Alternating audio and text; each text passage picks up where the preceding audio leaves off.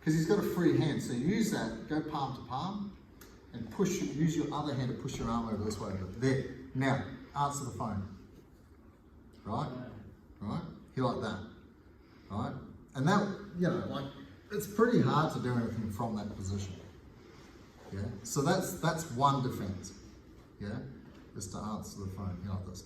The other one is for him to get on his side, you know, like this, and to wrap that arm around his top leg, right? Because legs beat arms. Yeah, so he can stretch the leg away, get on the side, oh, right? And then I would, if it was me, hold your leg, and I would let this person make the next move. Right? Because I've just lost that position and I'm wanting blood, right? I'm looking for any mistake now. Whereas if he waits for me, right, here like this, he can't turn back towards me because I've got my chest here. If I turn like this, he's got the opportunity at that point turn back into me, dropping right at the yes, and he's back facing me again, right? Or he can turn to his knees. The third escape, which I never do, but I've seen done before, from here is for him to backward roll out that way. Yeah. There, and undo it this way. Yeah. But I never do it. So don't know. Right?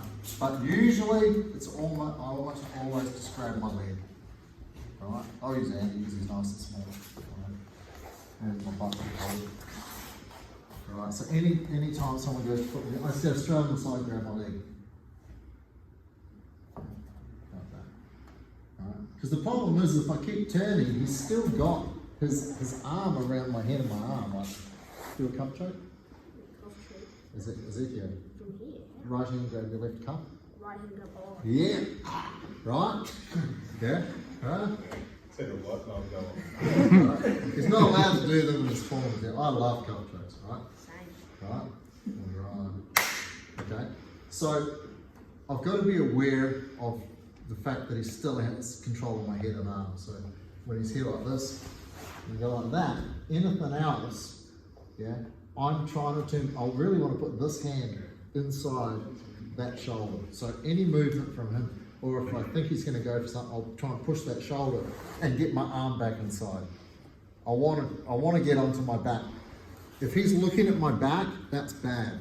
If my back's on the floor, it's better for me. Yeah, right? So I want my opponent in front of me here, in front of me here would be even better. Right? I don't want, even for me, and you guys know, I love fighting from here. Right? Okay? But I don't want the person behind me. Yeah? Like that's a big advantage for them. So anytime the person, who was trying to armbar me the other night? Was it you? And I had my arm tucked in here? Oh, that was me. That was you? Yeah. Yeah. Yeah, Oh, commented this that bloody was arm. Because I glue my arm in here. Right? So it's hard for him to get under that arm. Yeah. Right? And if he does get it, I do this. I use my leg to hold his arm in place so I can pull my arm through the gap. So go for the armbar. Right? So, especially Nogi when I'm like this, I'm just always using my hips. It's not me trying to pull my arm back. It's me using my hip to move his arm forwards. Okay? Right? Sneaky stuff, right? But I sit like this a lot. Yeah? So that this hand, he can't choke me. See? He wants to grab that lapel, pass it to his left hand. Just go over my arm there. Not real good, huh? I hear you like bow and arrow shapes. Huh? Is it you? Oh, Macca likes them apparently. Right? But from here, like I've got both of my carotid arteries are free. This is sitting up on my chin, and the other side, so the two arteries here are totally fine. Apparently we've got three. Have we got three carotid arteries? No, it's just an internal and an external on each side, so four Okay. technically. Okay, there we go. I can't trust the engineer, I've got to ask him. Right? So, I hold my leg so that if he's thinking about an arm bar, even if he gets in there, I'm holding onto my leg. It makes it very difficult for him to move, for him to pull that out. And then my other hand is here, protecting from the choke, right? Because he gives up on the arm, he decides to use this hand to pass the lapel to the hand. I use my belt. like cheeky. No. Right, okay. But that there, this position here keeps me safe a lot. Yeah? Right. Once we get rid of that, then I'm pretty good. Because from here, then I'll swap, catch the wrist. Well, there we go. He's on the back. Just choke. Oh, you know, great. Thanks. There we go. I'm not great. Just stay here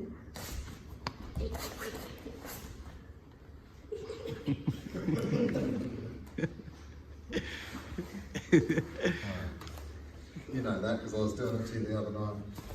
Right. Cool. So that's a couple of ways that you can kind of avoid it. I mean, the best thing is like not to get in that position, right? And to know your escapes. Yeah. So there's like 5, 6 different escapes out of scarf hold. The bridge and roll we learned first. But as you see, if the person starts attacking your neck, you're going to want to probably do something about it. Yeah. But also, what are they doing with the free arm anyway? Yeah, so if I'm here and I do that, see his hands on the floor. It shouldn't be around my neck.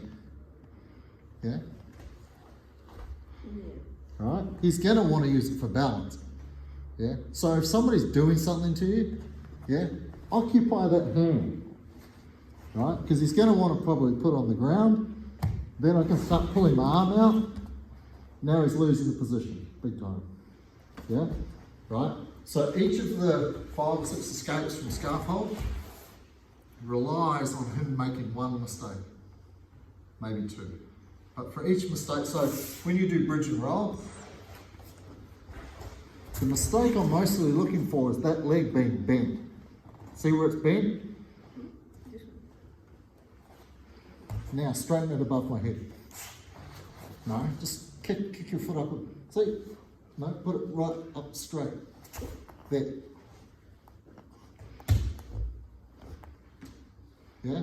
Right? So as soon as I see a bent leg, bend it. Where are you going? Yeah? Right? I mean, ideally I wouldn't even want to be here. The very first escape from here, right, is not to let him even grab your head. Show me this one. Yeah? And you don't even need your hand, you can use your shoulder. Grab my head and just flick it over. That's the very first defense, right? Right? Second is always here. Yeah? Right? So again, him having his head up exposes his head, I can move my hips out. Right? So there's a lot of things that he has to get right to hold the position perfectly. And not many people are perfect. They'll be making one mistake somewhere. So you identify the mistake, yeah, right? Your brain goes, what was I supposed to do again, right? And you'll identify the escape that you should do that's appropriate, and then you do that, and then you can hopefully get out. A lot of the time you'll need 2. You'll need like a combination. Same as when you're attacking. You need combination attacks and sweeps to be able to get people efficiently. Yeah? And it's the same in jiu-jitsu, so it's the same when you're escaping. Because I might bridge and roll him, so he puts his hand down, then I can pull my arm out. Because I really don't want my arm out there. So if he's holding onto my arm like that, if I can bump him and he puts the hand down, then I get my arm out. If I get my arm out, I'm pretty good. Yeah, because that's how he's holding me flat. We'll get into all that when we do all the escapes. Cool? Alright, time to roll.